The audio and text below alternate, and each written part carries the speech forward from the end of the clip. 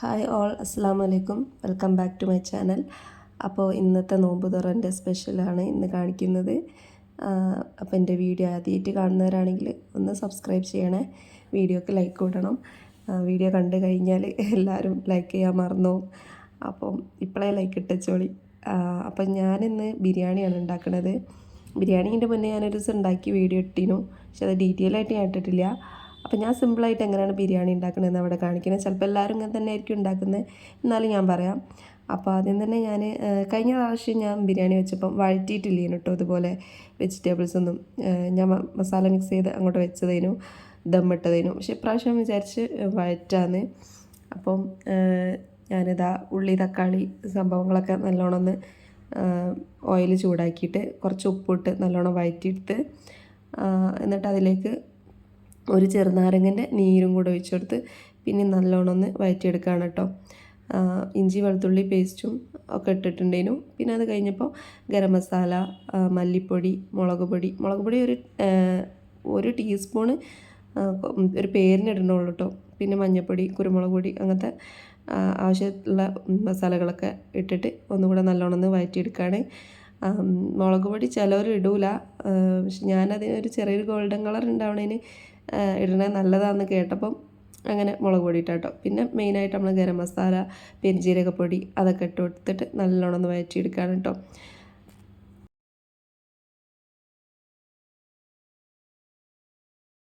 പിന്നെ ഈ ഒരു കപ്പിൽ തൈരും കൂടെ ഞാൻ മിക്സ് ചെയ്തിട്ടുണ്ടേനു, ഒഴിച്ച് അതും നല്ലോണം ഒന്ന് വഴറ്റിയെടുക്കുകയാണ്.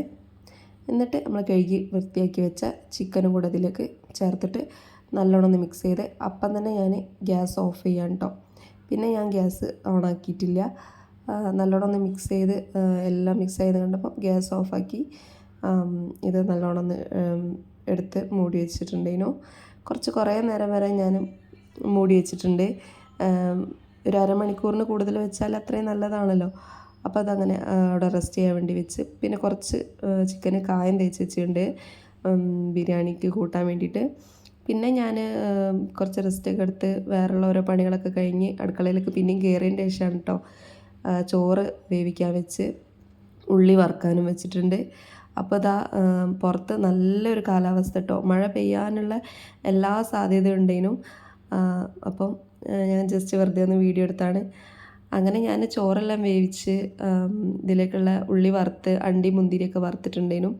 അത് കഴിഞ്ഞ് ഞാൻ ദമ്മിടാനുള്ള ലെയറാക്കലാണ് കേട്ടോ പരിപാടി. എനിക്ക് ഏറ്റവും ഇഷ്ടമുള്ള ബിരിയാണിയിൽ ഏറ്റവും ഇഷ്ടമുള്ളൊരു ഭാഗമാണ് കേട്ടോ ഇത്. അപ്പം ഞാൻ ഇതിലേക്ക് നമ്മളെ ചോറൊക്കെ ഇട്ട് കൊടുക്കുകയാണ് മസാലേൻ്റെ മുകളിൽ.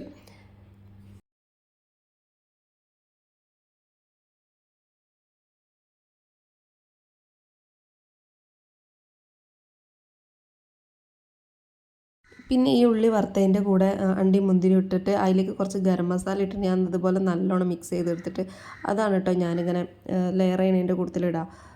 നിങ്ങളങ്ങനെയാണോ ചെയ്യൽ എനിക്കറിയില്ല, ഞാനിങ്ങനെയാണ് ചെയ്യൽ. എന്നിട്ട് അടുത്ത സെറ്റ് ചോറും കൂടെ അങ്ങനെ ഇട്ടിട്ട് ഈ പാത്രം നിറച്ചുണ്ടേനു ഏകദേശം. അപ്പോൾ ഞാൻ കുറച്ച് തറവാട്ടിലേക്കും കൊടുത്തയച്ച്, ചോറ് കുറച്ച് കൂടുതലായിരുന്നു, മസാല ലേശം കുറവേനു. എന്തായാലും ബിരിയാണി നല്ല ടേസ്റ്റ് ഉണ്ടേനു. അപ്പം ഇങ്ങനെ ചോറ് ലെയർ ചെയ്യുക, പിന്നെ അതിൻ്റെ ഇടയിൽ നമ്മൾ ഈ ഉള്ളി വറുത്ത മസാലയും കൂടെ ഇട്ട് കൊടുക്കുക. അതൊന്നും ഇപ്പോൾ ആർക്കും പറഞ്ഞു തരേണ്ട ആവശ്യമില്ലല്ലോ അല്ലേ. അങ്ങനെ ബിരിയാണിയൊക്കെ ഏകദേശം റെഡിയായി. ഞാൻ ഇത് എത്രയും പെട്ടെന്ന് തന്നെ ദമ്മിടാൻ വേണ്ടി വെച്ചിട്ടോ. ദമ്മിടാൻ വേണ്ടിയിട്ട് ഒരു 5-10 മിനിറ്റ് ഹൈ ഫ്ലെയിമിലും അരമണിക്കൂർ ലോ ഫ്ലെയിമിലും ഇട്ടിട്ടുണ്ടേനു. അപ്പം നമ്മൾ അരിയെല്ലാം കറക്റ്റ് വേവും കാര്യമൊക്കെ ആയിട്ടുണ്ട്. അപ്പം അതൊക്കെ കഴിഞ്ഞ് ഞാൻ കിച്ചണൊക്കെ ക്ലീനാക്കാൻ നിന്ന് താത്ത പിന്നെ മുട്ട മറിച്ച ഉണ്ടാക്കിയിരുന്നു കേട്ടോ. ഒന്ന് ചെറിയ കടി മുട്ട മറിച്ചതാണ്. അത് ചെറുമാതിരി ഒരു കടിയാക്കിയത്, കാരണം എല്ലാവരും ബിരിയാണി ഉള്ളപ്പം ബിരിയാണി ആയിരിക്കും കഴിക്കുക. അപ്പോൾ അതുകൊണ്ട് പിന്നെ സർബത്ത് കളിക്കുന്നു. ഫസ്റ്റിലൊക്കെ ജ്യൂസും കാര്യമൊക്കെ ഉണ്ടായിരുന്നു, ഇപ്പം സർബത്താണ് എപ്പോഴും.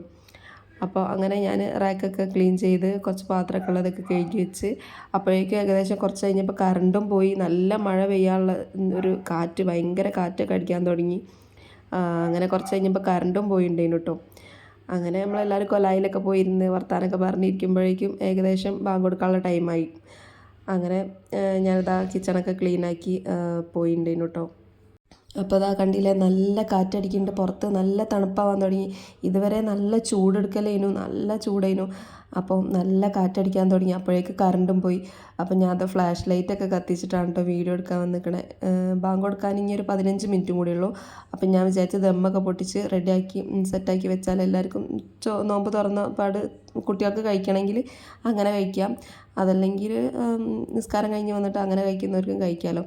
അങ്ങനെ പിന്നെ കറണ്ട് ഇല്ലാത്തതുകൊണ്ട് ഞാൻ കൂടുതൽ വീഡിയോ ഒന്നും എടുത്തില്ല കേട്ടോ. എൻ്റെ ഫോണിലെ ചാർജും തീരാൻ തുടങ്ങി. അപ്പോൾ ഇന്നത്തെ വീഡിയോ ഇത്രയേ ഉള്ളൂ.